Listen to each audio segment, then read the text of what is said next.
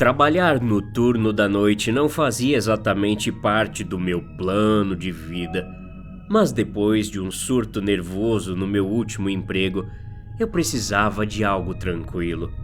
Algo longe de chefes que gritam alto, prazos impossíveis e aquele tipo de estresse que te deixa com os ossos em pó.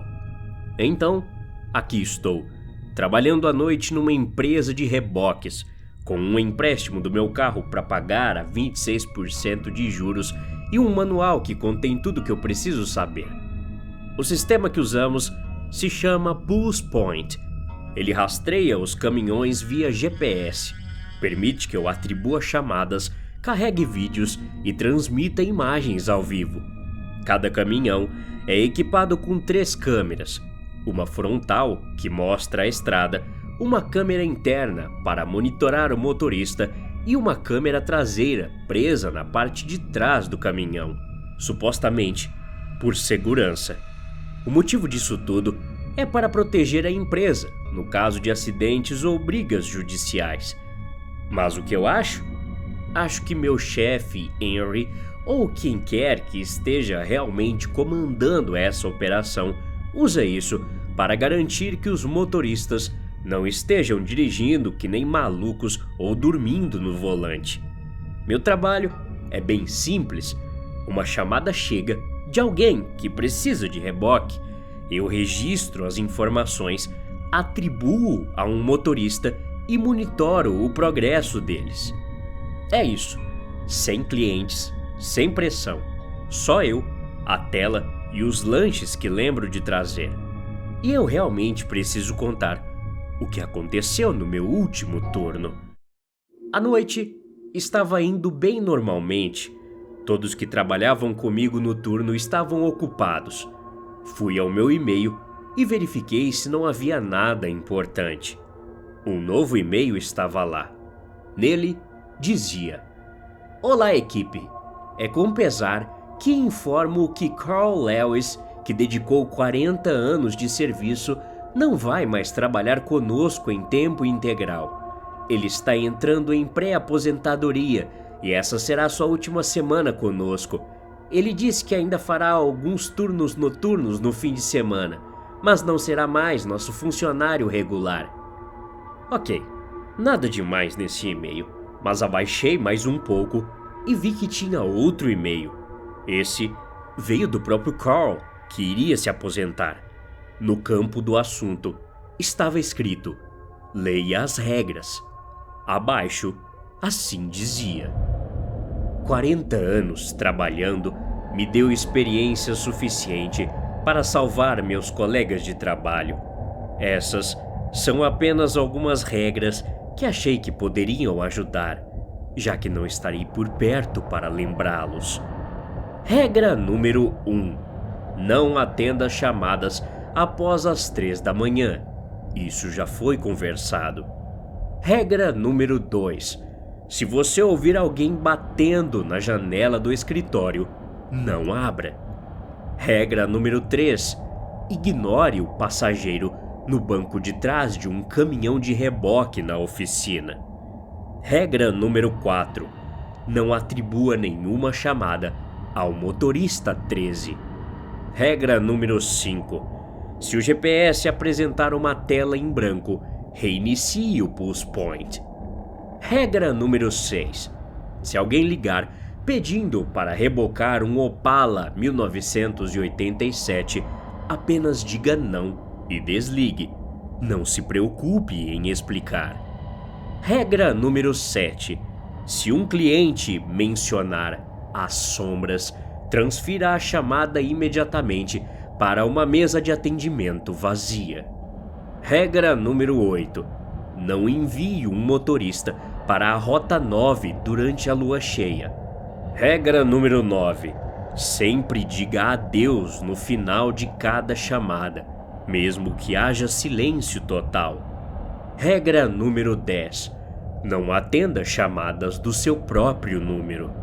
Regra número 11: se as luzes piscarem 2 vezes, saia do escritório por 5 minutos. Regra número 12: nunca responda a alguém chamando seu nome, a menos que você o veja. Regra número 13. Se você receber uma segunda chamada sobre o mesmo acidente, ignore-a. Regra número 14.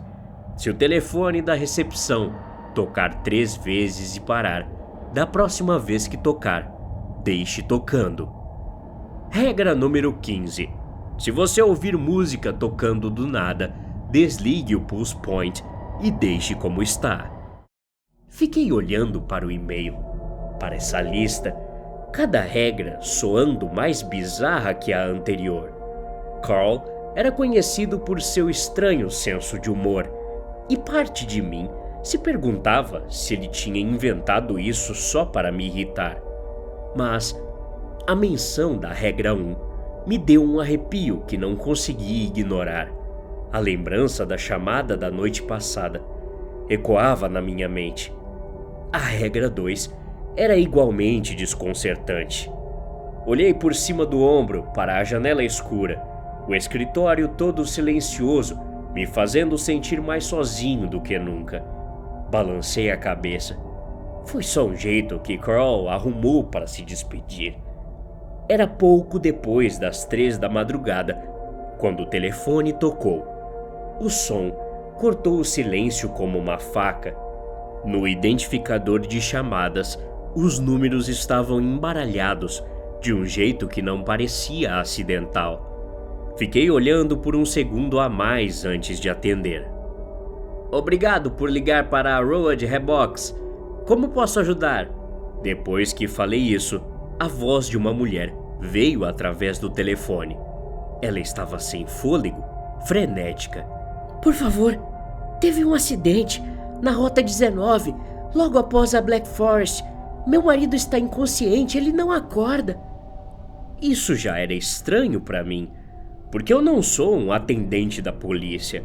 A polícia é quem me liga, mas me disseram durante todo o meu treinamento que não é incomum que, quando as pessoas sofrem acidentes, elas às vezes nos ligam depois de ligar para a polícia, se o acidente não for muito grave. Peguei a localização, as coordenadas exatas e as inseri no Pulse Point. Atribuí o trabalho ao Tyler, um dos nossos caras mais novos, já que ele era o mais próximo, mais ou menos 4 minutos de distância. Nós não tínhamos nos encontrado pessoalmente, mas ele parecia normal, simpático até, gostei dele. Tentei manter a mulher falando no telefone. Moça, ele está respirando? Você está machucada? Precisa de ajuda para entrar em contato com a polícia? Perguntei. Já liguei.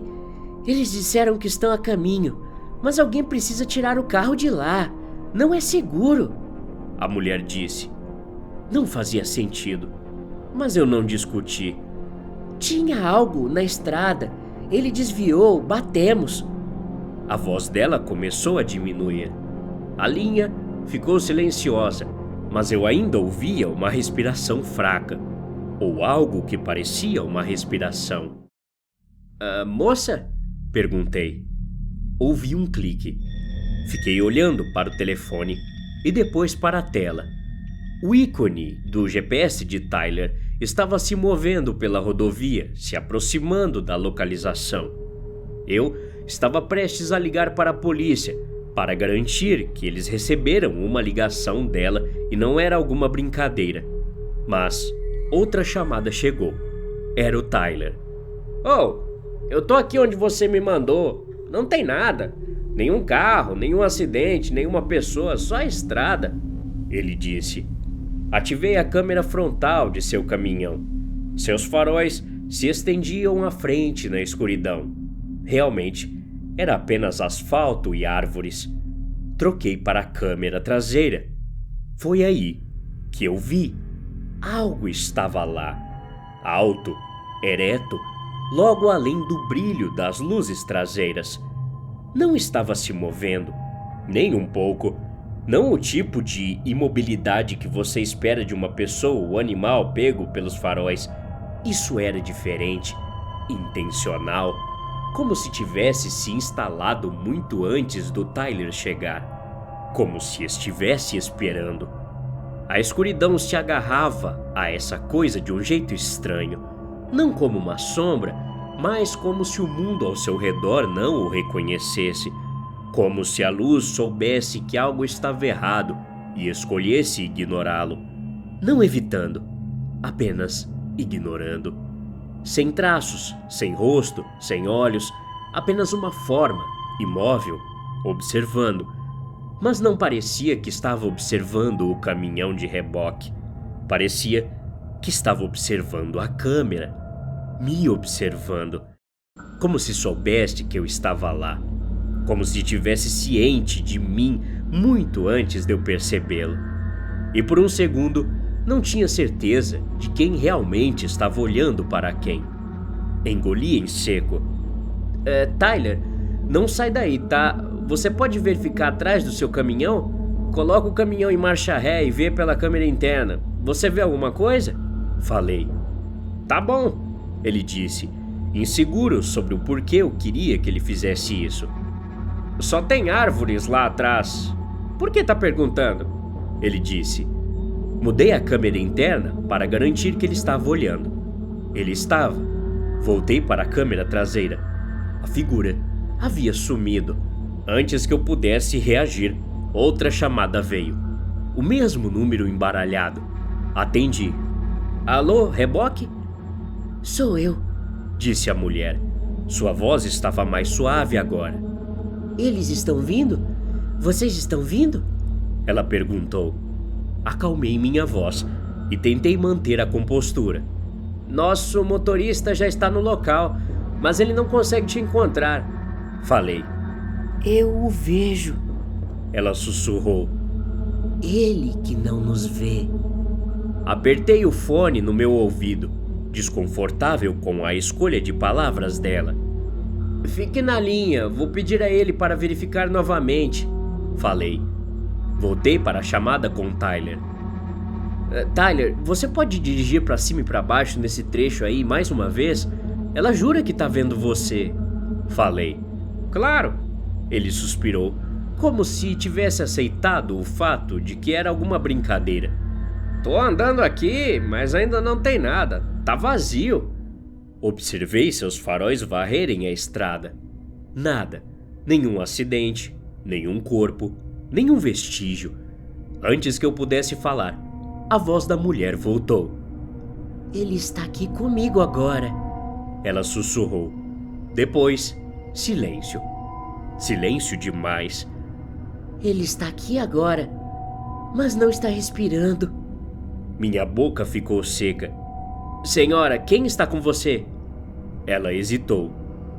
Eu não cheguei lá. Então, a linha caiu. Fiquei olhando para ela. Minhas mãos pairaram sobre o teclado.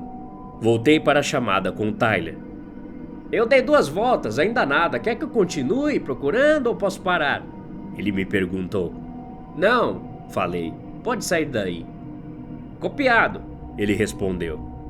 Verifiquei o sistema para encontrar do que se tratava aquele número embaralhado. Enterrada no histórico havia uma nota. Dizia apenas: não atenda essa chamada após as 3 da madrugada.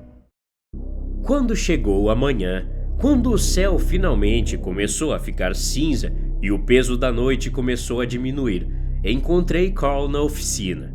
Era dia de semana, Carl deveria estar se aposentando, pelo menos é o que o e-mail da empresa dizia. Mas lá estava ele, encostado no lado de sua antiga plataforma, café em uma mão, cigarro na outra, olhando para o concreto como se esperasse que ele se abrisse embaixo dele. Entrei na oficina lentamente, ainda abalado por causa do que aconteceu. Você não foi embora? Perguntei. Ele não olhou para mim, mas disse: vim pegar meu último pagamento e deixei algumas coisas na caixa de ferramentas. Ele deu um gole de café, depois acrescentou, quase como se doesse dizer: pessoas como eu não se aposentam de verdade. Nós simplesmente desaparecemos. Fiquei parado na porta, inseguro se deveria mencionar o e-mail. Mas o silêncio entre nós era muito alto, muito expectante. Então eu falei: "Recebi um e-mail outro dia." Comecei dizendo, sem saber como diabos começar a explicar. Carl finalmente olhou para mim, os olhos impenetráveis. "Você leu? Tudo?" Ele perguntou. "Sim, por quê?" Perguntei. Ele deu mais uma tragada em seu cigarro e olhou para o escritório. Depois, riu para si mesmo. "Que diabos está acontecendo, Carl? Preciso de respostas diretas, nada dessa merda enigmática." Falei como exigência, mas saiu como um pedido. Ele apenas me encarou. Seus olhos estavam me avaliando, quase como se ele tivesse tentado ver se eu estava pronto para ouvir o que ele tinha a dizer. "Dane-se, vocês estão brincando comigo, né?" Eu disse e comecei a sair. "Você falou com ela?" Ele perguntou. A pergunta me fez congelar. Virei-me lentamente. Quando nossos olhos se encontraram, ele não precisou explicar quem era. Nós dois sabíamos. Eu balancei a cabeça. "Já ouvi essa voz antes", disse ele depois de um longo momento. "Foi há anos, talvez no meu começo aqui. Eu era novo, meu pai estava se aposentando, então ele estava me mostrando as coisas." Carl acendeu outro cigarro, as mãos firmes, mas sua voz havia ficado baixa, vazia. "Aconteceu quando recebi uma ligação da polícia. Disseram que um carro havia desviado da Rota 19, perto de Black Forest. Eles queriam um reboque." Ele olhou para mim por um segundo, depois desviou o olhar novamente. "Eu me lembro de chegar lá. Ainda estava escuro. A polícia já estava no local, as luzes piscando pelas árvores, mas não havia ninguém no carro." Ele deu uma longa tragada e expirou lentamente. "Havia sangue, muito sangue, do lado do motorista, do lado do passageiro, no para-brisa, mas sem corpos, sem pegadas, sem marcas, apenas um carro quente e assentos vazios." Fiquei quieto, minha garganta estava apertada. "Nós esperamos", disse ele. "Observamos os policiais vasculharem a mata pelo que pareceu uma eternidade, antes de nos dizerem para tirar o carro de lá." Carl olhou para a parede do fundo, como se a lembrança ainda estivesse se reproduzindo ali nas sombras. "Eles não encontraram ninguém, nem naquela noite, nem nunca. Mas essa não é a parte estranha." Eu esperei ele complementar. "A parte estranha", disse ele, jogando cinzas no chão, "é que as ligações nunca pararam. Sempre no mesmo horário, sempre um número que não parece certo, sempre a mesma mulher." Ele se virou e olhou para mim novamente, e eu pude ver em seus olhos agora o medo que ele estava tentando não mostrar. "Essa mulher, ela chora, diz que o marido não está respirando, implora por ajuda." Carl esmagou o cigarro sob sua bota. "Ela não sabe que está morta", disse ele. "Ela ainda acha que alguém pode salvá-la, como se o acidente ainda estivesse acontecendo." Depois que ele disse isso, mal consegui fazer a pergunta. "Por que você não me contou isso antes?" Carl riu, mas não havia graça nisso. "Porque assim que você atende a ligação, é tarde demais. É assim que ela te encontra, não através do acidente, através do telefone, através daqueles que atendem." Ele se levantou lentamente, tirando as cinzas do cigarro de sua calça jeans. "Você acha que ignorar vai ajudar? Que você vai esquecer a voz dela? Que o som da linha caindo não vai entrar em seus sonhos? Mas não funciona assim." Ele olhou para o escritório novamente. Os monitores estavam brilhando atrás das persianas, lançando uma luz branca fraca no chão. "Ele sabe quem a ouve", disse ele. e ela se lembra de cada um. Eu dei um passo em sua direção lentamente, minha respiração tremendo e meus olhos procurando por uma resposta. Eu não queria saber a resposta. Quando você a ouviu pela primeira vez? Perguntei. Ele não respondeu. Engoli em seco. Foi então que nosso chefe entrou. Carl, disse ele, seu cheque aqui. Carl se levantou lentamente e pegou com um aceno de cabeça. Meu chefe se virou para mim em seguida. Você provavelmente deveria ir para casa, disse ele. Seus olhos nunca olharam nos meus completamente. E assim, o momento acabou. Carl foi embora, envelope na mão. Meu chefe voltou para dentro. E eu fiquei lá, sozinho novamente, me perguntando quem iria ligar em seguida. Até a próxima. Obrigado.